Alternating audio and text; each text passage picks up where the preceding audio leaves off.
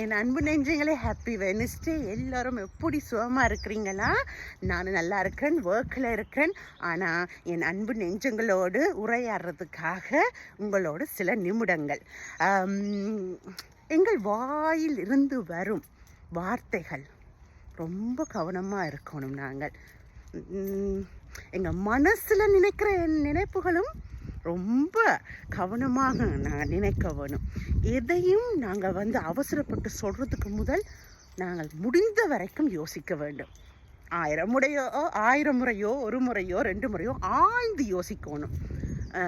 எத்தனை முறை யோசிக்கிறதுன்றதில் கணக்கு இல்லை. ஆனால் சொல்லும் விஷயத்தை நாங்கள் சொல்லலாமான்னு ரொம்ப ரொம்ப கவனிக்கணும். ஏனென்றால் எங்கள் வாயிலிருந்து வரும் வார்த்தைகள் அது எங்களின் அடையாளம், எங்கள் மனதின் அடையாளம். யாரையும் புண்படுத்தணும் என்று நாங்கள் நினைக்கவே கூடாது, முதல் விஷயம். ஆனால் ஒருவேளை அந்த நபர் எங்களை புண்படுத்தி இருந்தால் அவர்கள் வார்த்தையாலேயோ நடத்தையாலேயோ அவங்களுக்கு ஏற்ற மாதிரி கீழிறங்கி நாங்களும் கதைக்கணும்ன்றது அவசியமில்லை. ஸ்டில் காரசாரமாக அவர்களுக்கு பதில் சொல்லலாம். ஆனால் அந்த காரசாரமாக என்ற விதத்தில் ஸ்டில் மரியாதை இருக்க வேண்டும், டீசன்சி இருக்க வேண்டும். ஏனென்றால் நான் திரும்பவும் சொல்கிறேன், அந்த வார்த்தைகள் எங்களுடையது, எங்களை அடையாளப்படுத்துகிற ஒரு விஷயம். நாங்கள் கட்டுக்கோப்பாக இருக்கலாம், மற்றவர்களுக்கு நாங்கள் கட்டுக்கோப்பாக சொல்லலாம்.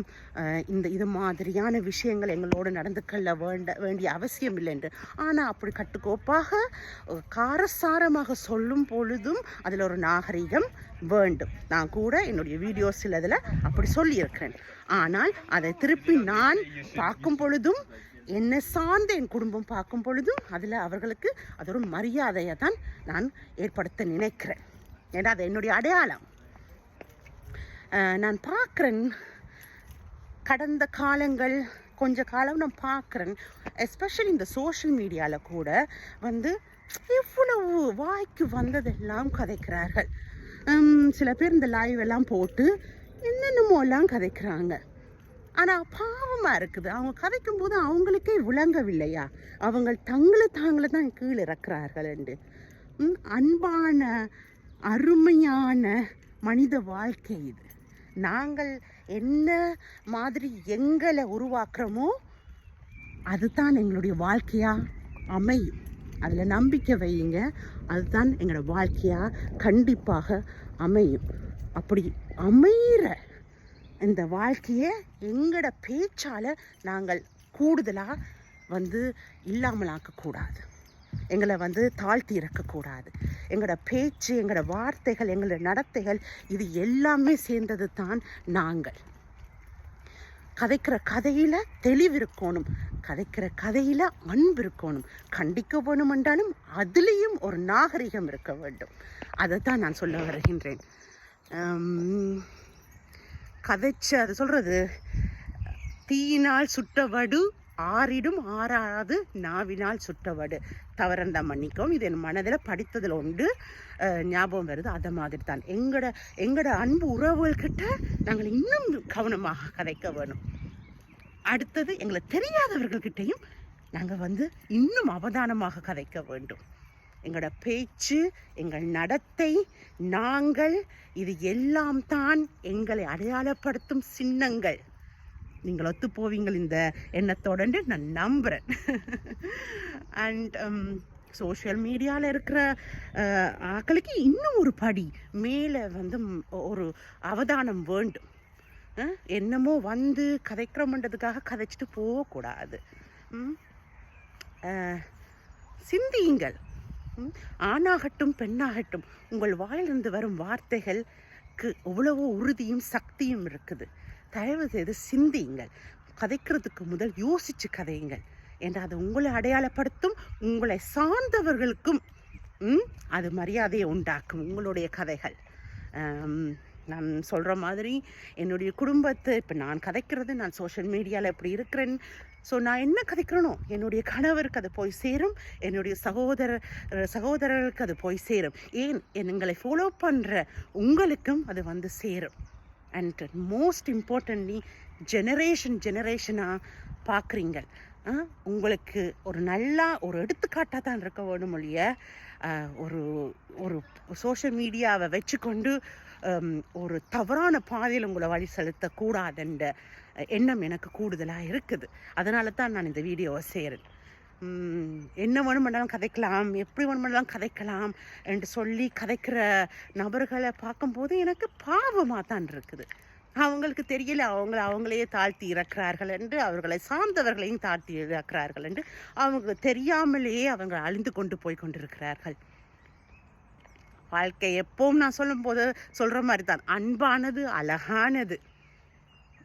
நாங்கள் எங்களோட கையில் இருக்கின்றது எங்களுடைய வாழ்க்கையை அமைத்து கொள்வதற்கு. ஸோ அதை அமைப்போமே, சரியான விதத்தில் அமைப்போமே. எல்லாமே எங்ககிட்ட இருந்து தான் ஸ்டார்ட் பண்ணும், எல்லாமே. ஸோ இனிமேல் சிந்தித்து பேசுவோம். அண்ட் சில பேருக்கு எப்படி கதைக்கிறேன்னு தெரியாமல் மற்றவர்களை புண்படுத்துறதுக்கண்டே கதைக்கிற நோக்கத்தோடு இருக்கிறவர்களுக்கு மேபி எங்களோட அன்பான பேச்சால் ஒருவேளை அவர்களை மாற்ற முடியாவிட்டால் கூட நாங்கள் எங்களுடைய தெளிவான அன்பான பேச்சால் எங்களோட மனதில் இருக்கிறத வடிவாக நாகரிகமாக சொல்லி விலகிடணும். ஓகே, அவ்வளோதான் இன்றைய தாட்ஸ், அவ்வளோதான். வேறு என்ன நண்பர்களே, உங்களுடைய நாள் எப்படி போய் கொண்டிருக்குது? என்னுடைய நாள் ரொம்ப ரொம்ப பிஸியாக தான் போய்கொண்டிருக்கு நண்பர்களே.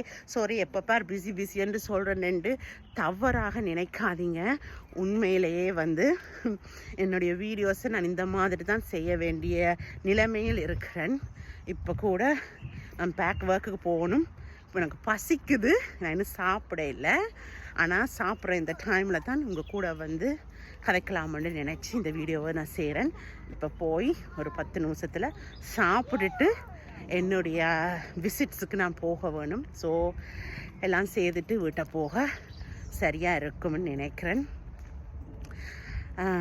நீங்களும் நீங்கள் வேலை செய்து கொண்டு இருந்தீங்களன்னா வேலையிலேருந்து கொஞ்சம் ஓய்வெடுத்து சாப்பிடுங்க, ரெஸ்ட்டாக கொஞ்சம் நேரம் இருங்க.